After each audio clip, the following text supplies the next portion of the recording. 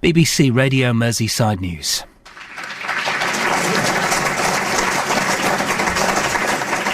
Well, welcome everybody. Thank you for coming and welcome to Fracking, the big debate here on BBC Radio Lancashire, BBC Radio Manchester and BBC Radio Merseyside. We're here at Haydock Racecourse in the heart of the northwest, and it's estimated that around 2,000 metres below our feet here is shale gas, trapped in rocks. Not that we're obviously not suggesting that they're about to start drilling out on the racecourse now, we hope. Anyway, I don't know if anybody's got any ideas to do that. They're not listening. They're getting their drinks. But it is widely accepted that the northwest has large amounts of shale underground. So the question is whether we should go ahead and drill for that gas by using the controversial technique of fracking. And that's what, of course, we'll all be debating here with the help of our panel of guests and an audience of people from right across the northwest. Before we introduce our panel, though, we really need to explain, I suppose, what is fracking.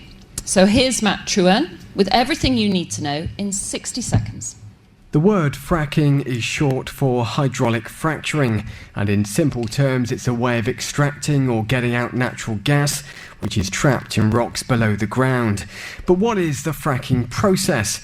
Well, a mixture of water, sand and a small amount of chemicals is pumped down a well at high pressure. That mixture pushes apart or fractures a rock and allows the gas which is trapped inside to flow back up where it can be captured. And there's plenty of shale here in the northwest. Some say there's enough to power the country for decades, but it's a highly controversial technique which has attracted fierce opposition. The anti-fracking movement say the chemicals used could potentially contaminate water supplies. There's also concern about earth tremors, air pollution and the impact on people's health.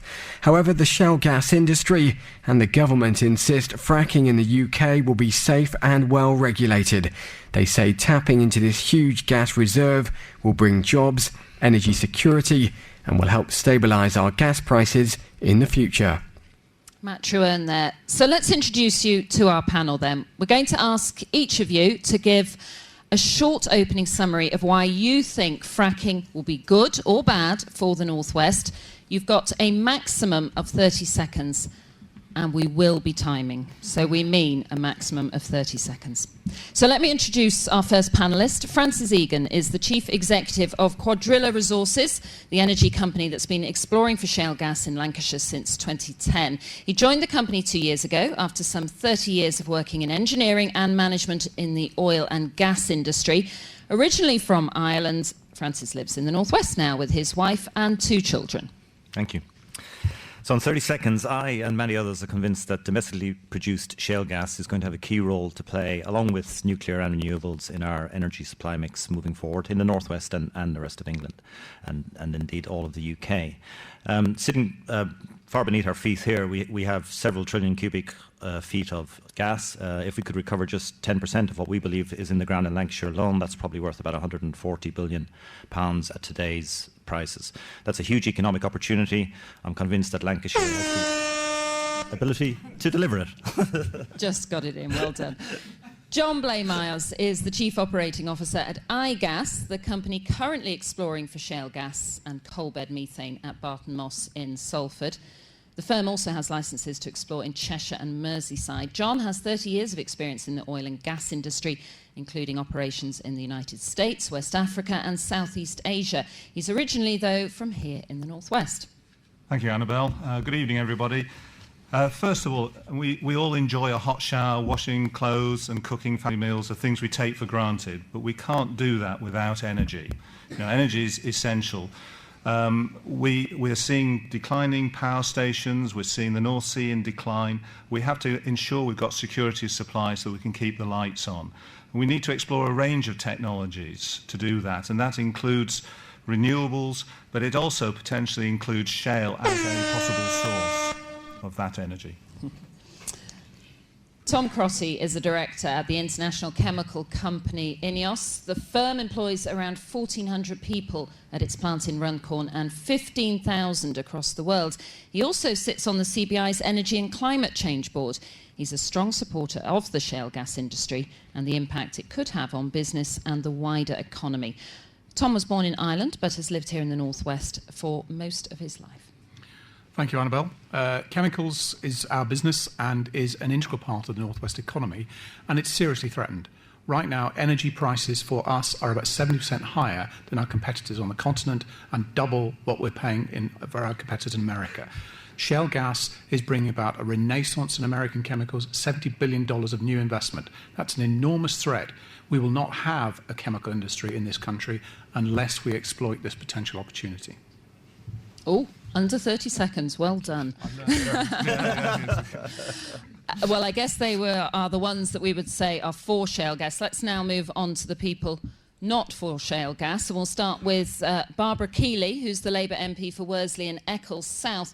She's been an MP in the area since 2005, and she's also a member of the Commons Health Committee. iGas's exploratory drilling site at Barton Moss in Salford is in her constituency, and she's publicly voiced her concerns about fracking. Barbara has lived and worked in the North West for the past 30 years. Well, Annabelle, I've never agreed with the shale gas exploration at Barton Moss. It's causing the industrialisation of land near Chat Moss, which is a precious area of greenbelt land. It's an untested process. It's brought us controversy, protest and lots of traffic congestion. It's causing harm and distress, and I'm very concerned about the possible health hazards for people, animals and wildlife. It's bringing major disruption and financial loss to my constituents. If that was played out across the North West, it would be very damaging.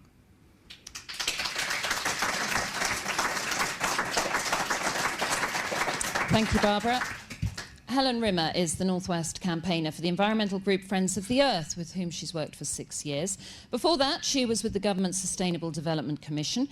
She works with various anti-fracking campaign groups across the region and was born and brought up in Leyland in Lancashire. She now lives in Greater Manchester.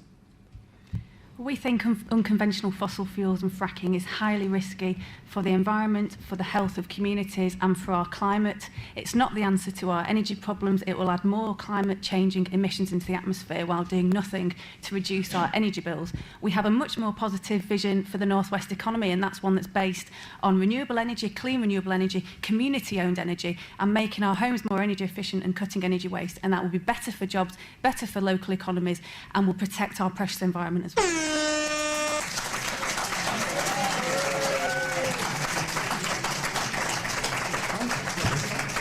And spot on time-wise. Well done, Helen. Now, finally, Mike Hill is a chartered electrical engineer with experience in the oil and gas industry.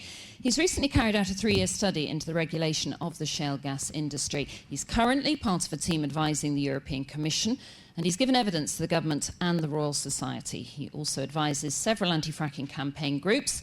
Mike lives with his family in Lytham on Lancashire's Fylde coast.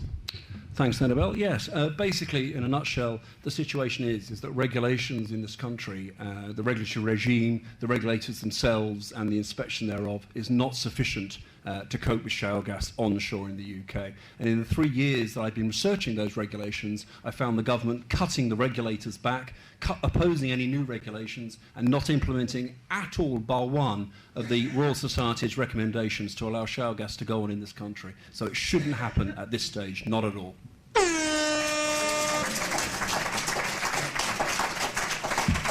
OK, so they are our 6 panellists this evening. Can we please have our first question? I'm Bob Roach. I'm a member of the St Helens University of the Third Age. My question is that, recognising that we've got to get our energy from somewhere, what impact could fracking have on our energy? And I recognise some points have been made already on that point. And secondly, would it be better for us to have fracking, or worse, than meeting our needs for energy from nuclear reactors? OK, so Helen Rimmer, Friends of the Earth, would it be better to get more of our energy, or worse, to get more of our energy from nuclear power? We don't think we need unconventional gas or nuclear because we have such excellent renewable resources in the UK, and particularly in the northwest of England. We have huge offshore wind resource in the Irish Sea. We have tidal power. Potentially we could have wave power, and of course we've got solar and other smaller scale energies as well at our disposal. So we don't think we actually need either, and there's plenty of evidence to show that modelling.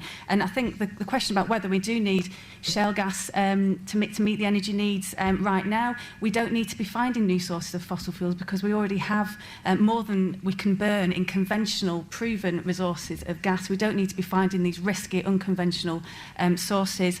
And we simply have to reduce our fossil fuel use for climate change. We need to keep within 2 degrees to keep to a safe climate. We're already seeing the effects of climate change this winter with the floods, and we've had floods in Lancashire as well over the past few years. So we need to be moving away from fossil fuels, investing in our renewable energy resources and reducing our energy demand. So John Blamars, we don't need more unconventional sources of energy. Well, 2 things. One, we need multiple types of energy. We can't rely entirely on renewables. We have to rely, at the moment, predominantly on coal, which has a much worse CO2 impact than gas. Gas has half the impact of coal. So what we should be doing is displacing coal from the mix, point 1. Point 2, I think we will need nuclear, and we will need renewables. We'll need all these forms of energy. We will not be able to survive without it. At the moment, renewables fulfill about somewhere between 5 and 10% of the total energy requirements. It is never going to reach a point where it can take up the slack of gas, etc., from the energy mix, point 1. And point 2, you will not be able to afford it if it takes on that. It can only probably manage about 20% of our total energy requirements. That's not true when you look at other European countries who have a much higher proportion of renewables in their energy mix. Simply not true. The UK gets 4% of its energy from renewables. 4%. If you take out nuclear. So this fantasy that we can supply all our energy from renewables and energy efficiency in anything less than decades is just lying to people. We get 96% of our energy from non-renewables. That's a fact. That is a fact. That includes Scotland. 4% of our energy. One second. Let's bring Mike Hill in. Yeah, sorry, when I was discussing this with the DEC on a number of occasions down in London, the DEC have made it clear to me that... Sorry, who's the Department of Energy and Climate Change. Sorry, the Department of Energy and Climate Change made it clear to me that shale gas will never form greater than 5% of the UK's energy in any one year. And I asked them why not. So Francis talks about 4%, shale will only ever be 5%. And I asked them why not, and they said because we would have to evacuate whole areas of the country if we were to allow production to be greater than 5%. In terms of the renewables energy mix, I agree to a certain extent with John. We do need a mix of energy in the UK, absolutely, but not at the cost of the public's health. I don't care whether it's nuclear, coal, whatever it is, you can't be exploring and then producing shale gas to the cost of the public's health. Not at all. Let's bring Francis Egan back in on that one. So I don't know who Mike is talking to in DEC, but the idea that we can only get 5% from shale gas is just nonsense. Let me finish, please. I listen to you. Can you listen to me, please? 5%. So who's going to limit it to 5%? The government are going to limit it to 5%. So who in the government has said that, Mike? I'm not going to say that, Francis. I'm not going to say that. Well, that's good, Mike. Yeah. No, so maybe the government will answer tomorrow who has said that they'll limit it to 5%, but I've certainly never heard anyone in the government say that. Well, Mark Menzies, for a start-off, said it would be limited to 5%. I have no objection to nuclear either. I think they both have a part to play. But renewables and nuclear cannot, combined even, satisfy our energy needs. We need gas. Everybody here is probably using gas to heat your houses or cook your food. Everybody. So you need gas. So offshore gas declined. We are currently importing 50% of our gas. By 2030, we'll be importing 90% of our gas. Offshore gas is in free fall. Let's if I can. No, Francis. Okay, I'm going to bring Tom. To 5%. That's the reality. Hold on a sec. So we're not going to hear anybody if everyone speaks. Tom Crotty. If I could just pick up this issue on offshore for a moment, because I don't have an axe to grind here. We're not in this industry. We're a user. We're like you, only we use a lot more to make products that everybody uses in their everyday life. We currently get our gas from the North Sea. We can currently only run our North Sea-based plants at half rate because the North Sea is in free-fall decline, exactly as Francis has said. And we have to find a way to replace that. It's a choice. You know, the country has a choice. It can do that, or it can choose to let its energy-intensive industries disappear and therefore lose its manufacturing base. I think that is a choice, and that's the reality of the decisions we've got to make. They're tough decisions, and we have to make those tough decisions.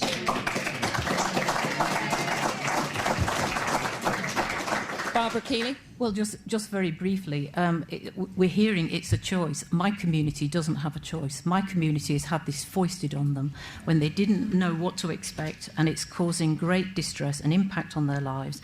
And I think we have a government that isn't interested in renewables. We have a Prime Minister that says he's going all out for shale gas. So the balance and the choice has gone out of this discussion. This government is doing everything it can, including bribes to local councils. It's just a really interesting point. Choice. Who's got the choice? My community doesn't have the choice. I'm gonna go back to Bob because he asked the question. But there's Bob. I'm all in favour of us doing all we can to reduce energy need, and I'm all in favour of doing what we can to develop renewable sources of energy. But it strikes me that there's still going to be a gap, and it's the alternatives that we have to fill that gap that I don't like any of them really. I'm very wary of fracking and the effect that can cause on the locality where fracking is taking place. Bob, do you live near a Yes, I live nearby. Yes. I'm very bothered at the idea of nuclear power and the 1,000 years legacy that leaves behind. I just don't like the situation we're in. It's a very difficult one indeed. OK, thank you very much. A reminder, you're listening to Fracking the Big Debate here on BBC Radio Lancashire, BBC Radio Manchester and BBC Radio Merseyside. Right, can we have our next question, please? Hello, I'm Anne Selby. I'm the Chief Exec of the Wildlife Trust for Lancashire, Manchester, Merseyside. My question is really about the sort of regulation.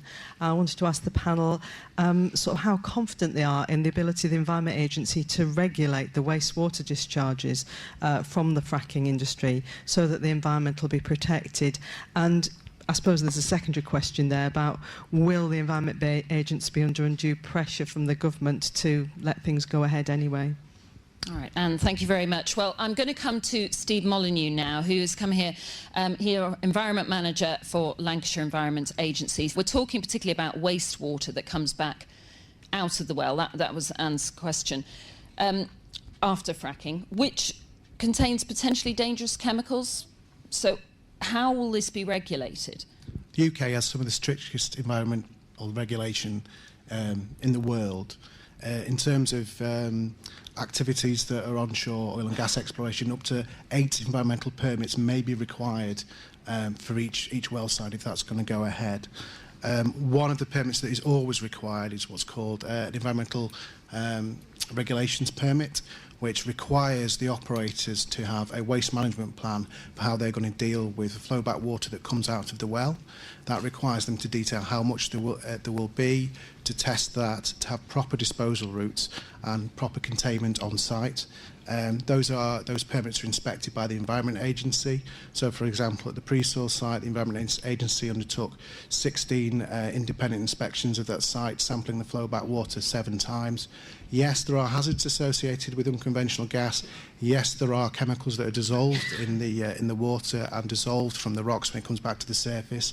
But the UK has a very robust industrial treatment facilities that are across the country that can treat this appropriately. But it has to be done under permits, has to be licensed, and is verified by the Environment Agency. This is something new, though, isn't it? And when it's something relatively new, it's more difficult to regulate. You've no experience, particularly, of this. I wouldn't say it was new. The types of effluents that are being produced are non-hazardous. The Environment Agency has over 15 years of experience of regulating British UK industry to very high standards to protect people in the environment. So whilst fracking in UK may be new, the types of chemicals that are used, the types of effluents that are produced aren't new to regulators. OK, thank you, Steve. Mike Hill, you're an engineer. You've studied the regulation of the shale gas industry. Are you confident in how it will be regulated here in the UK? Absolutely not. In the 3 years that I have been studying the regulations here, and I'm an oil and gas engineer myself for 20 years, I was in wireline and then seismic. So just to touch on John's point there, some of the sources used in wireline are around the size of 18 curies. And to give that some perspective for you, if you picked up one of the sources and it's about the size of this pack of mints, for example, and you put it in your pocket and you kept it in your pocket for an hour, you'd have a 50% chance of surviving a month. So they're rather large sources. But that aside, in terms of the regulation, to go back back on that. They don't check the quantity of flowback, and that flowback water is very difficult to dispose of and very expensive to dispose of. The standards they're using at the moment, that they've issued last year, new shower gas standards, they're using refinery standards, which is completely a different sector, to protect groundwater. They don't understand the shower gas industry, and in fact, to be honest, they don't really understand the oil and gas industry at all. And the reason for that is because they've never had to regulate it. 99% of all our exploration and development has been offshore, not onshore. And just to put one other little issue to bed, fracking is new, not old. When people talk about fracking, we're actually talking now about high-volume hydraulic fracturing. It bears no relation, or a very, very small relation, to original hydraulic fracturing. It's like comparing a small corner grocery shop with Walmart or Tesco. And in the fracking game, size actually matters. So it is important the regulations are upgraded to include shale gas. The Royal Society stated that must be done. It has not been done at all, and I'm working with both Professor Mayer, the Royal Society and my own institution at looking at just why this hasn't been done and what progress now needs to be made to allow fracking to continue in the UK. Tom Crotty.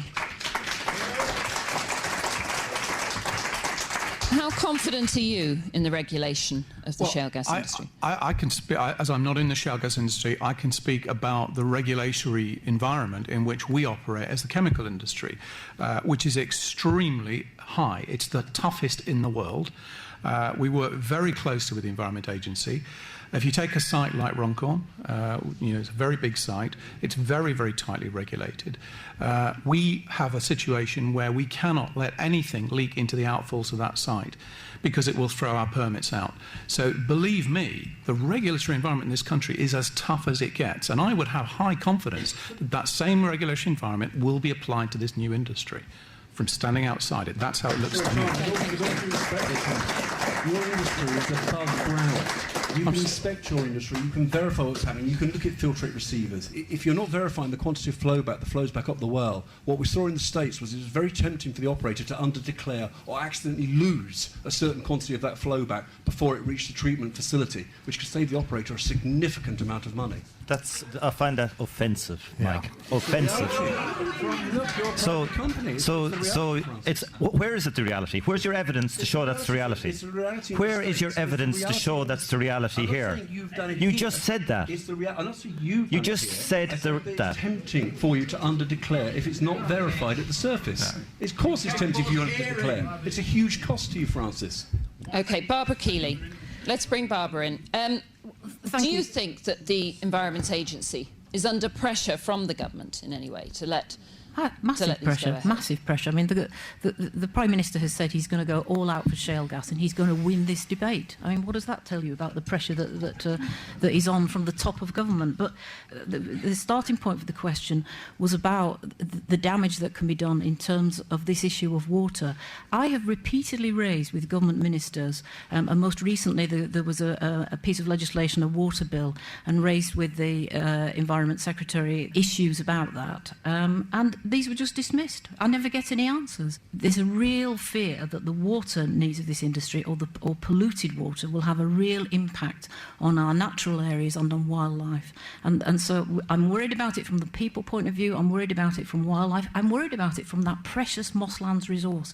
Why on earth this company and the landowner came along and dumped this industrial process with its chemicals and its radioactive substances down next to one of our most precious greenbelt resources is beyond me. But that's the situation we find ourselves in. Okay. I should say we did ask the government to take part in tonight's discussion, but as you can see, nobody was available. Francis Egan from Quadrilla. There's been a lot of concern, and maybe understandable concern about water supplies. Will they be monitored? Should they be monitored throughout the process and after the process?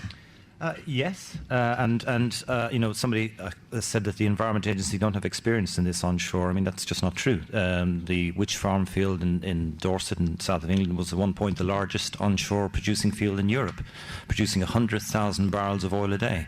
With that oil comes tens of millions of gallons of flowback water.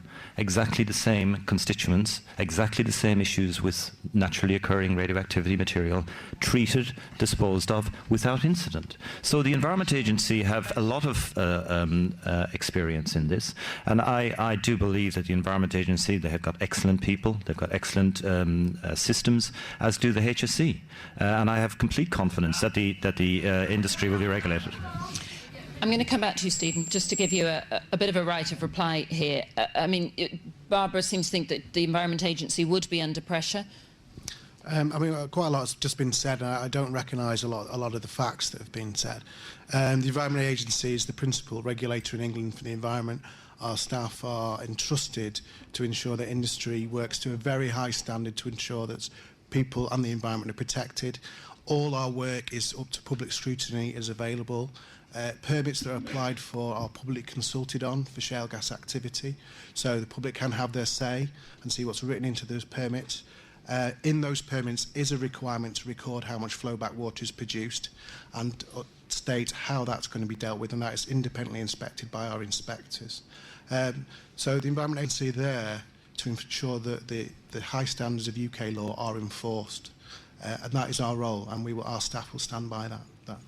Okay, Steve, thank you very much. Told to issue standard permits in 2 weeks, and that won't involve any public consultation, so it's going in completely the wrong direction. There's not going to be any community involvement in this at all, and you know that's a fact. And you know also the Environment Agency are being cut, 15% staff cuts, resource cuts as well, and that's going to have a huge impact. I mean, it's difficult enough already with a handful of wells, 4,000 wells. How is the Environment Agency going to cope with that? And just one quick point. It's gone from 4 to 6 months to 14 days. OK, Mike, just let Helen finish her point and then we'll move on. GDF, who invested in Dart Energy, who have got licences in Cheshire, cited one of the reasons for why they chose the UK over any other country in Europe was that we had a much less challenging regulatory regime here. And I think that tells you all you need to know about the regulations in the UK. Right, this is... I think this is... Let's be really clear about this. The UK's regulatory regime is considered a global exemplar by the globe. By the industry. Because it was looked at post what happened in America, and they looked at it, and the Norwegian and the UK's regulatory system is seen as the global exemplar. And that's why the government. And let's go one step further. And let's go one step further. We onshore are regulated in exactly the same way as the offshore industry is regulated. So it's the Department of Energy and Climate Change, the Environment Agency, the HSE, etc. Not the environment. No, sorry, Mike. Sorry, Mike. That's absolutely true. The the Department of Energy and Climate Change and the Health and Safety Executive. Onshore, we also have the Environment Agency regulating us. We also have the local planning officers and the council regulating us. And we also have one other important constituent regulating us, which is the communities in which we operate, who watch us 24/7. All right, well, let's bring... There are over 2,000 wells onshore for oil and gas that have been drilled in the UK. None of them have. Yes, there have. There are over 200 have been fracked. They haven't. That's absolute tripe, and you know it. 1 second. Let John answer the question. No, DEC says over 200. Those wells. But let's. If you take nothing away from this evening, take this 1 point away. But you told us lies. Take this 1 point. There is this whole debate, right, is being called fracking. Fracking is not actually the issue. The issue, and the thing that you have to hold us, the industry, to account, is something called well integrity. If we design, construct, and drill that well properly, leaks will not occur, etc. So that's the issue that you ought to be concerned about. This seems like a perfect opportunity to bring in Peter Brown, Deputy Director of Policy at the Health and Safety Executive. It's your job to check and inspect the wells. How will you do that? How confident are you that you can do that? Good evening. I'd just like to start by saying the system we apply to fracking is based on 25 years of experience of regulating offshore drilling and extraction, so we've got a lot of experience in this area. The approach we use is to start off with standards established by the industry with input from ourselves and the Environment Agency. So there's good practice standards for well integrity, very available, very accessible. There's a requirement in law for every drilling operation to be checked by an independent well expert who monitors the construction, the maintenance and the operation of the proceedings, and who submits reports to the Health and Safety Executive for checking. We've also given an undertaking with our colleagues in the Environment Agency to visit every shale site during this exploratory phase and check the safety and environmental critical elements of that site. Do the companies themselves have responsibility for checking the wells as well?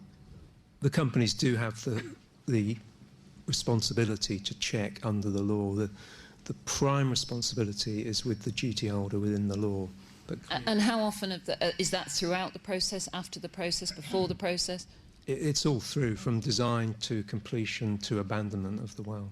In terms of checking the wells, the HSE have not checked the wells that Quadril have drilled in Lancashire once for well integrity in the entire time they've been. Yeah, I was going to ask you that, Peter. Is that true? We've had regular discussions with Quadril. Discussions. Have you actually checked? And those discussions were in Aberdeen. You would not come down to Fylde Borough Council and discuss this once. And I was told by one of your operators there in HSE that basically you couldn't afford the petrol money to do so. And so why would you come down? And I wouldn't expect to pay out of my own wallet. Let's just ask Peter to reply to that. Have they been checked? We have visited the sites. Do I take that as a no? No, you don't take it as a no, because the checks are done through the provision of plans and designs. Let me just suggest we think about a well and how much of it is actually visible, because a well is obviously under the ground. We could visit a site and we can look at the top of the well. You can use annual pressure readings. The critical part of the check is the design of the well. But that's a concern, isn't it? I mean, that will be a concern to people here today, that if you haven't checked the few that are here now, what about when there are hundreds of them? How is the HSE going to check them then? We can check all the wells that are being planned at the moment. My colleagues...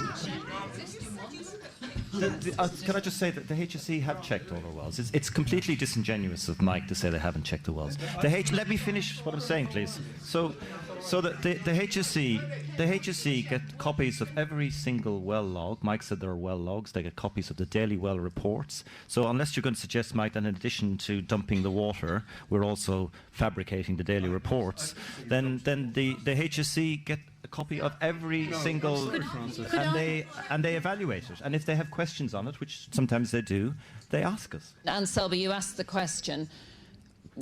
What do you think from what you've heard? Thank you. I mean, I wasn't being critical of the Environment Agency. As the Wildlife Trust, we do a lot of work with the Environment Agency, and I do think they are good regulators. It's really the framework that the government's going to put them in is the issue. And I think the question that was behind the point I was making is that actually it's the quantum, really. We're concerned, obviously, as a Wildlife Trust about the water bodies, the marine and other wildlife, and the disposal of the amount of wastewater, the salinity of it, which you can't put through wastewater treatment plants, and is highly toxic at the levels of concentration. And it's just really the quantities are going to be significant, and I think that's what's been giving us some concern. All right, Anne, thank you very much. You're listening to Fracking, the big debate here on BBC Radio Lancashire, BBC Radio Manchester and BBC Radio Merseyside. Can we have our next question, please? Thank you. I am Paul Foster from the Federation of Small Businesses. What views do the panel have on the potential economic benefits of fracking from both a local and national perspective? OK. So, economic benefits. I'll come to you first, Barbara, because this is possibly happening in one of your constituencies. Can you see some economic benefits to your constituencies? No, not at all. I can only see disbenefits. I'm struggling to try to help a group of people with businesses local to the iGas site who find that they're hemmed in. The controversy around the site has actually, the protest and the policing means that people can't get, somebody told me that her accountant couldn't even get to visit her. She's penned in, her staff can't get in and out. If they come to work, they can't get home. All of those issues. It's having quite a severe economic impact. There's traffic congestion, there's all kinds of problems for local people. Sometimes we have to go a very long way around, so there's no benefit. I have never believed that there will be a substantial economic benefit to my constituents, because the negative side of this, the disbenefits, are enormous, and the jobs I've always believed there's a lot of exaggeration around this claim of jobs. That I've asked IGAS to tell me how many local people they might be employing, and I haven't really got much reassurance there. I think that these skilled engineering people will be brought in. There might be the odd security job, but the loss to the businesses and the loss to our future at Chat Moss of agriculture, leisure, the other things that we wanted to do and planned to do in our area, these will all be gone if this industrial process carries on in this sort of mixed urban semi-rural area.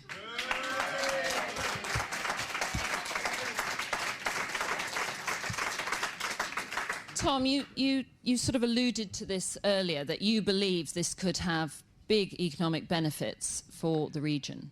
I believe it can, and I believe there's a bigger issue here. People might not want to recognise this, but this country is facing an energy crisis. It really is facing an energy... Yes, it is. I'm sorry. You can keep shouting no, but it is facing an energy crisis. We need a mixed economy on energy in this country. I'm sorry. We need a mixed economy on energy in this country. We need renewables. We need nuclear. We need gas. And we have to have all of those. You can't run an energy economy on renewables. It cannot work.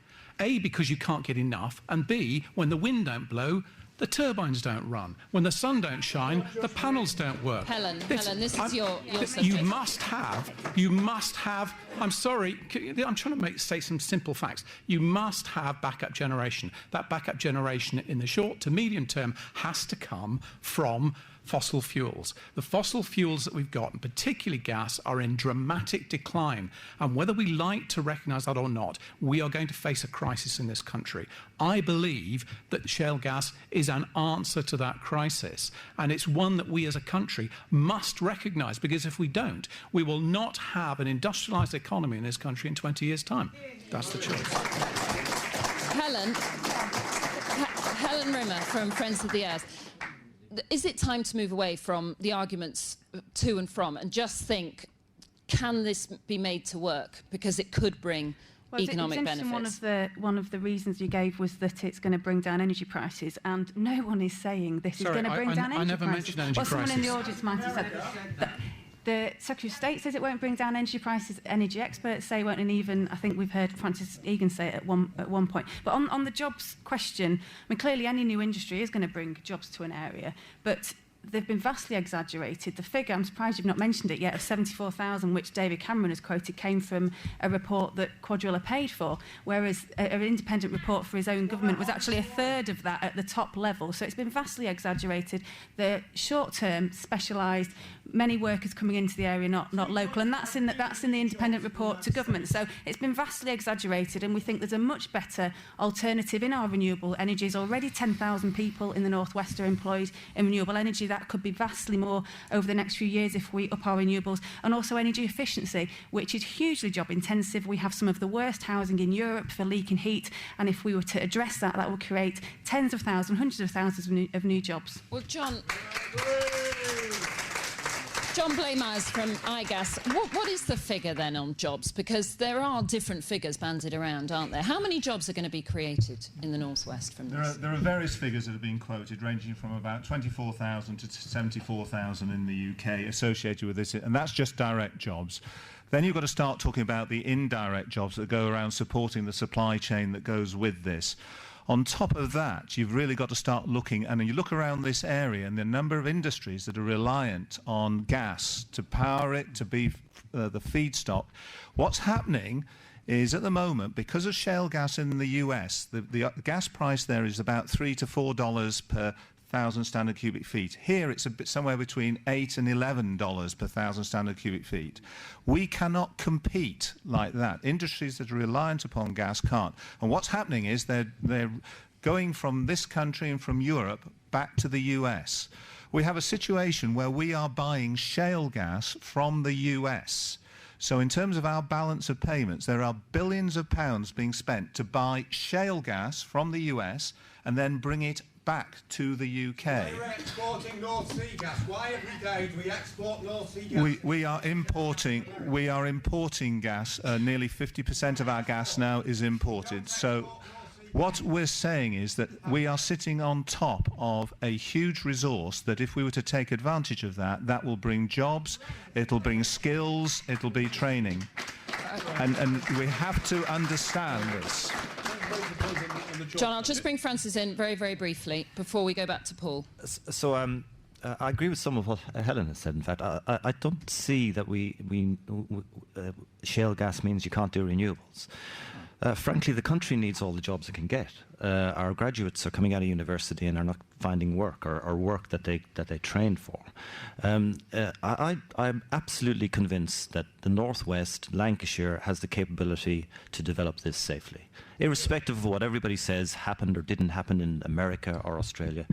This is a country that can do this. Paul, let's hear from Paul Foster, Federation of Small Businesses in Lancashire, who asked the question. Thank you. Yes, keen to ensure that any jobs created are for the benefit of local communities, for local people and existing local businesses. Supply chain was mentioned. That's very important. And on the issue of energy costs, it's a huge issue for particularly small businesses. Increases all the time, and a key problem for them does need addressing somehow. Just a reminder. You are listening to Fracking, the big debate here on BBC Radio Lancashire, BBC Radio Manchester and BBC Radio Merseyside. If you want to have your say on this subject, on fracking, then you can do so.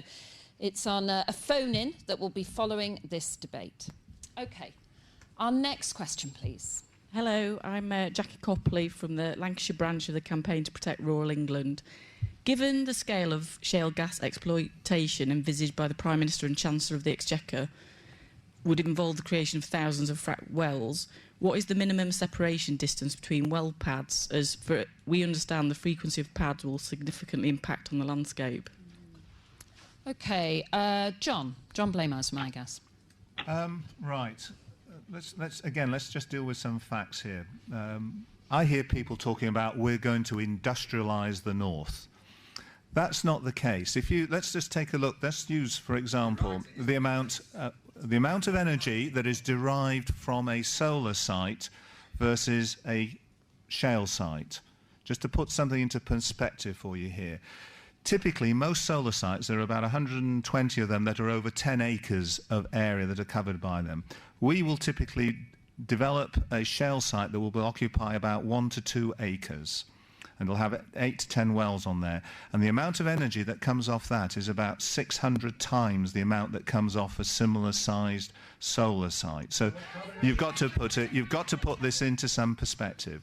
In terms of what sort of separation between these sites, we're drilling down to somewhere in the order of about 10,000 feet. We can then drill out about another 10,000, 15,000 feet out from there. So you're looking at sort of 5-6 square kilometre area, drainage area from a single site. So you will, most of the time you won't even see it. We have a coal bed methane site that's just not far away from here, and people don't realise it's there. We operate oil fields in the South Downs, in the East Midlands, and again, people don't realise it's there. So we have a long history of sort of over 40 years of developing oil and gas sites and doing it in a way that's It's exactly the same. There is no difference. Another misnomer. Okay. John, could I just ask? I mean, how long are these the drilling pads, the rigs up for? The rig, say if it's a 10-well site, and you're probably talking something of a month to 2 months, you're looking maybe at 12 months to 18 months for the rig being on site, and then it goes. And then you can't really see anything after that because it goes, and for the next 20 years, there are no trucks. Once we're producing, they've gone. At the moment in the US, they are looking at the idea of return visits, as you put it, and they're looking after about 10 years, they might come back and refrack, and that takes a couple of weeks to do that, and then they go away again.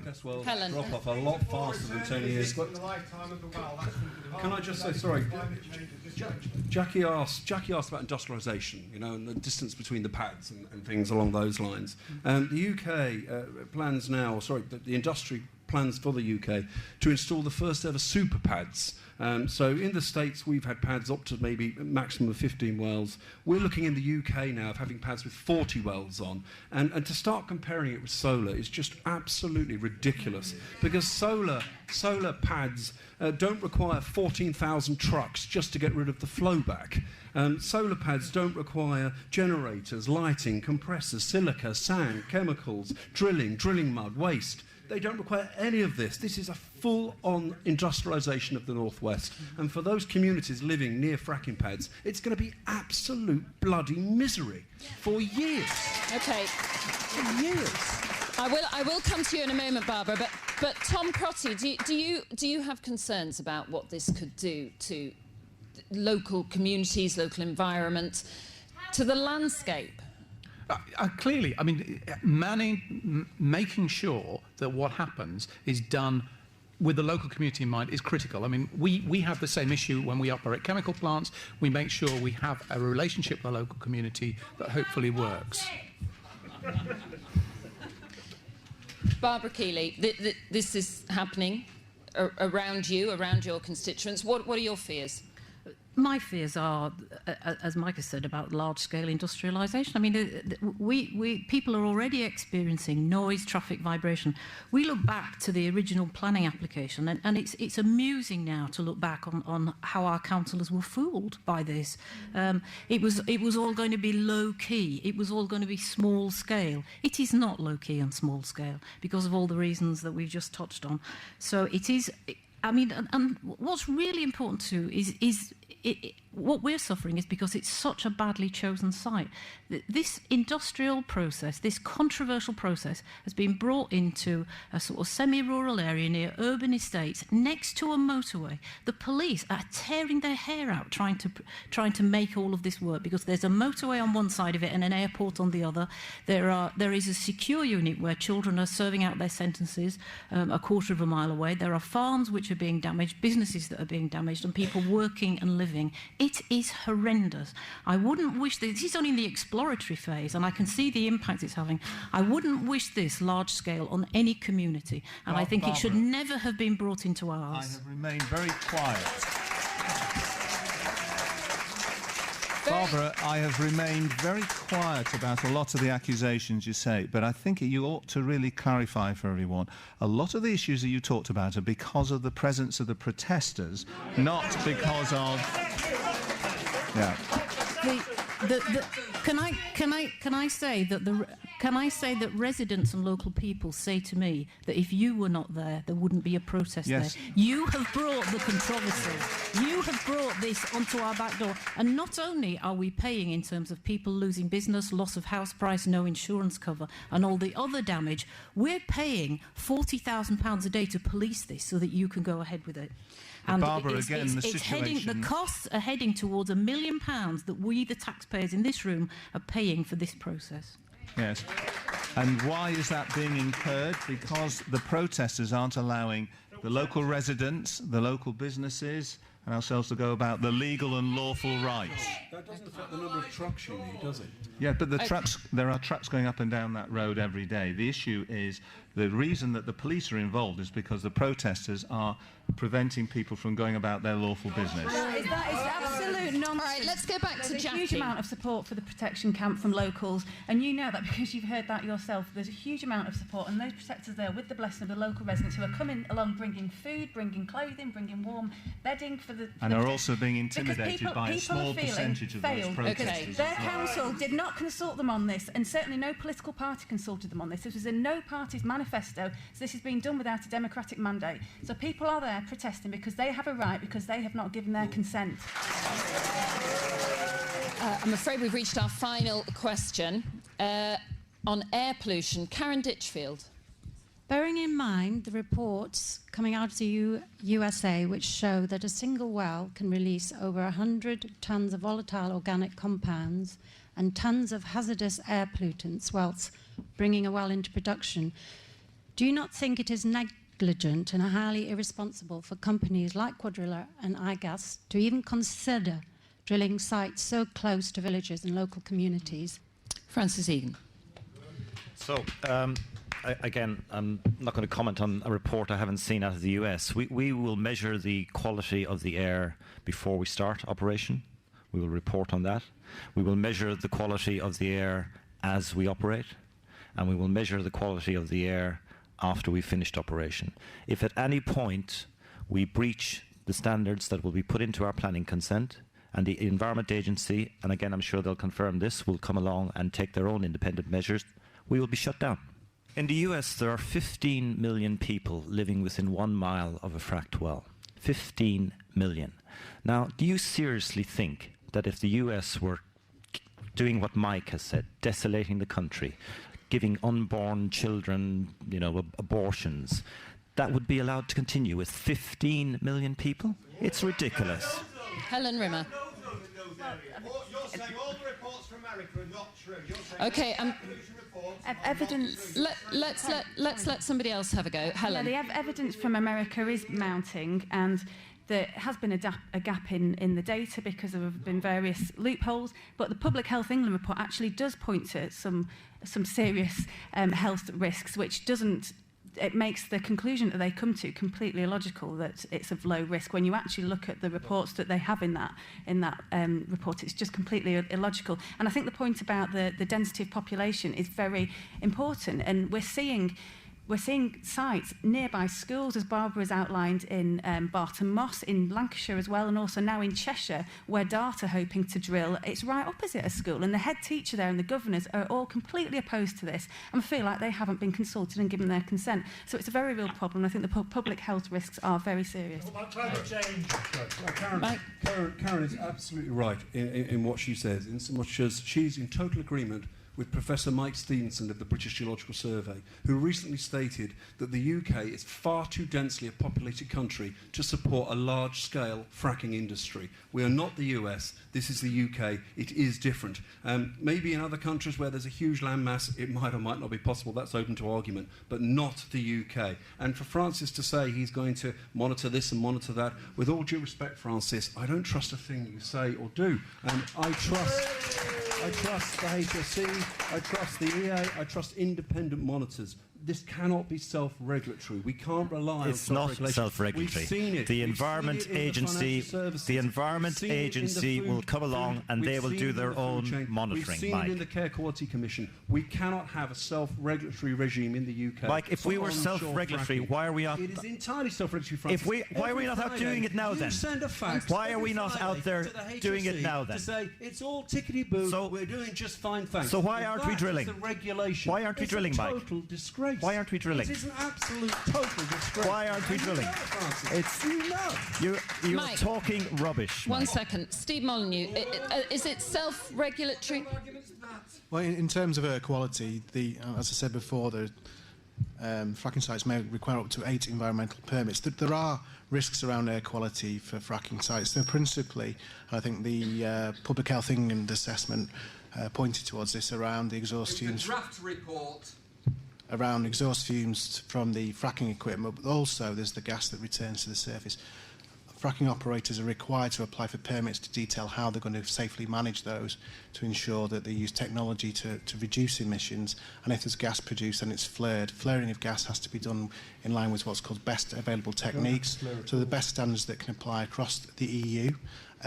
They are required to monitor the air quality around those emissions, and we are required to go and independently assess those, which we do if we issue permits. You cannot have a situation where external inspectors are on site 24 hours a day. There has to be... Tom, sorry. No, let me finish. You have to have a situation where the onus is on the operator to prove that they are doing things properly, and if they're not, they get prosecuted. That's the system we use in this country. Okay.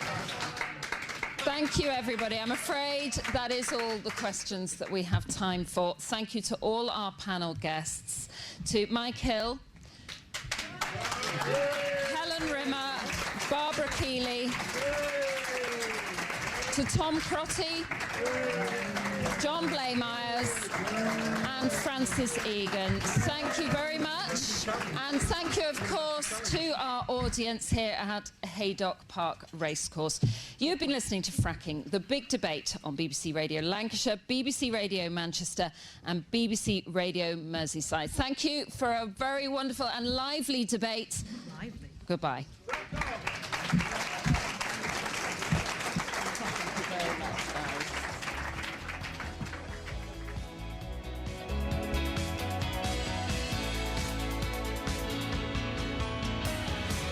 Local, national and international news from the heart of Liverpool. BBC Radio Merseyside.